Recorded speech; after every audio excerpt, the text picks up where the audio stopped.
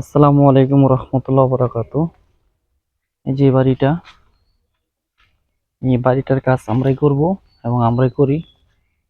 এই বাড়িটা হচ্ছে আপনার 12টা কলমের বাড়ি। 12টা কলমের সমস্ত কলমগুলো উঠানো এবং ঢালাই দেওয়া সম্পূর্ণ।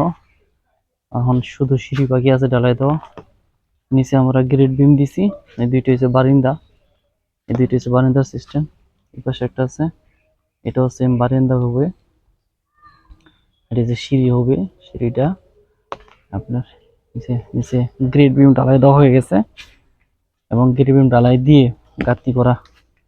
গাঁথনি করছি। আবার অনেকে ভাববেন যে নিচে গ্রিড বিম দেয় নাই, তার জন্য ভিডিওটা দেওয়া হয়েছে। সম্পূর্ণ কলমগুলো হয়ে গেছে। এই যে কলমগুলো, সিঁড়িটা দেখেন, সিঁড়ির কাজটা যে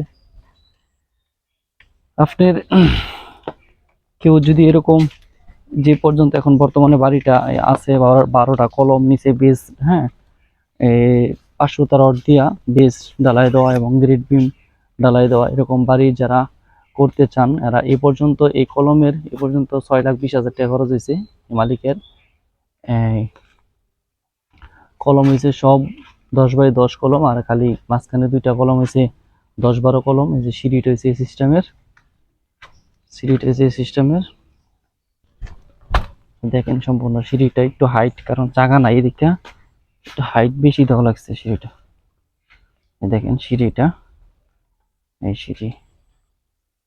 সিঁড়ি পর্যন্ত এটা হচ্ছে 1000 স্কোয়ার ফিটের মতন কানিস নিয়া, 1000 স্কোয়ার ফিট কানিস নিয়া।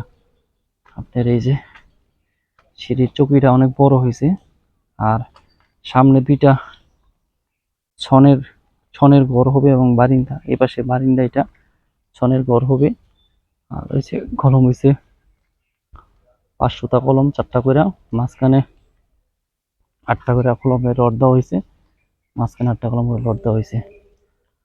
এই রডগুলা জং ধরছে বলতে, এগুলা বেশি দিন হইলে একটু সমস্যাই হয়, নিচে দা অনেক মরিচা ধরে যায়। দেখেন যত তাড়াতাড়ি পারেন এই বাড়ির, আপনারা যত তাড়াতাড়ি পারেন বাড়ির কাজগুলো করাই লাগবেন, নাহলে আপনাদেরই সমস্যা। কারণ রডগুলো জং ধরে যাবে, তাতে ক্ষতি হবে আপনাদের। কারণ বেশি দিন যদি বাড়ির কাজ না করান, রডগুলো রং করলে আবার পরবর্তীতে ঢালাই মিক্স হবে না এর সাথে। আপনার এই জন্যই আমরা রং করে দিই নাই। এটাকে গ্রাইন্ডিং দিয়ে দেওয়া যেত, কিন্তু গ্রাইন্ডিং দিয়ে দিলেও সমস্যা, আবার গ্রাইন্ডিং করলে সবগুলো উঠান লাগে, উঠায় তারপরে আপনি ঢালাই দেওয়া লাগে। আজকে এই পর্যন্তই, দেখা হবে অন্য কোনো ভিডিওতে। সবাই ভালো থাকেন, আসসালামু আলাইকুম।